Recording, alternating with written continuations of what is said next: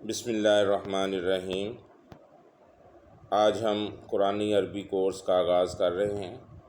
یہ کورس تمام طلباء، سکول، کالجز اور یونیورسٹی کے طلباء کے لیے انتہائی مفید ہے، کیونکہ نصاب میں گورنمنٹ آف پاکستان نے اس کو لازمی قرار دیا ہے۔ لہٰذا قرآن پاک کو ترجمے کے ساتھ سمجھنا اور اس پر عمل کرنا ہر مسلمان کے لیے انتہائی ضروری ہے۔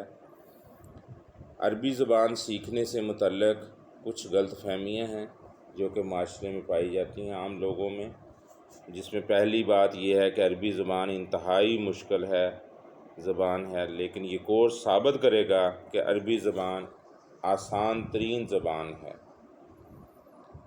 دوسری بات، قرآن مجید بہت ہی مشکل کتاب ہے، اس کو سمجھنے کے لیے 13 علوم کا جاننا ضروری ہے۔ یہ بھی غلط فہمی جو ہے یہ عام لوگوں میں پائی جاتی ہے، اور اس کورس کے ذریعے سے ہم دیکھیں گے قرآن مجید کو مختصر سی مدت میں سیکھا جا سکتا ہے۔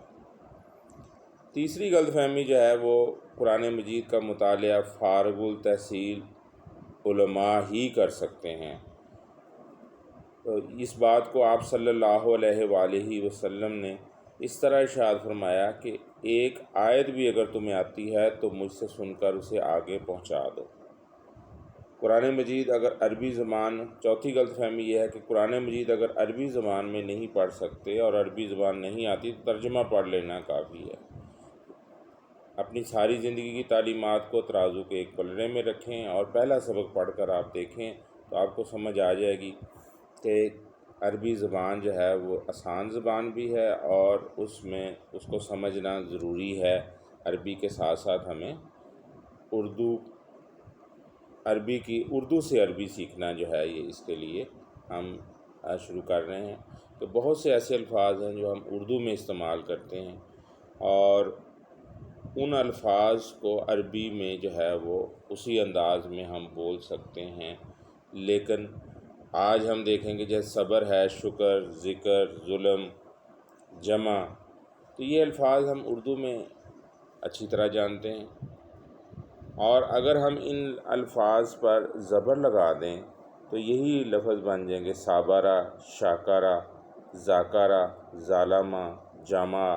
تو آپ نے دیکھا کہ تین زبر کا معنی اس نے کیا ہو جائے گا، جیسے اس نے صبر کیا، صابرہ اس نے صبر کیا، شاکرہ اس نے شکر کیا، ذاکرہ اس نے ذکر کیا، ظالمہ اس نے ظلم کیا، جمع اس نے جمع کیا۔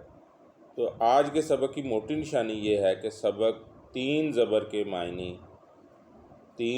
معنی اس نے کیا۔ کافرہ اس کا مطلب اس نے جھٹلایا۔ اسی طرح سے بہت سے الفاظ جو ہیں وہ ہم فعل ماضی جسے ہم کہتے ہیں اس لحاظ سے ہم اس کا ترجمہ کر سکتے ہیں۔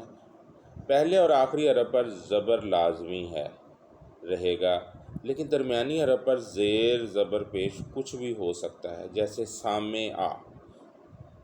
سامعہ اس نے سنا۔ تو اس میں آپ نے دیکھا کہ دوسرے حرف پر زیر بھی آ گئی ہے، تو لہٰذا آج کے سبق کی دو موٹی نشانیاں، تینوں حرفوں پر زبر بھی اس نے کیا، اور پہلے اور آخری حرف پر زبر اور درمیانی حرف پر زیر اگر ہو یا پیش ہو تب بھی اس کا معنی اسی طرح ہوگا، اس نے کیا۔ اللہ تعالیٰ سے دعا ہے کہ اللہ تعالیٰ ہمیں قرآن پاک کو سمجھنے، اس کے ترجمے کو سمجھنے اور اس کے مطابق اپنی زندگی گزارنے کی توفیق عطا فرمائے۔ آمین۔ وما علینا الا البلاغ المبین۔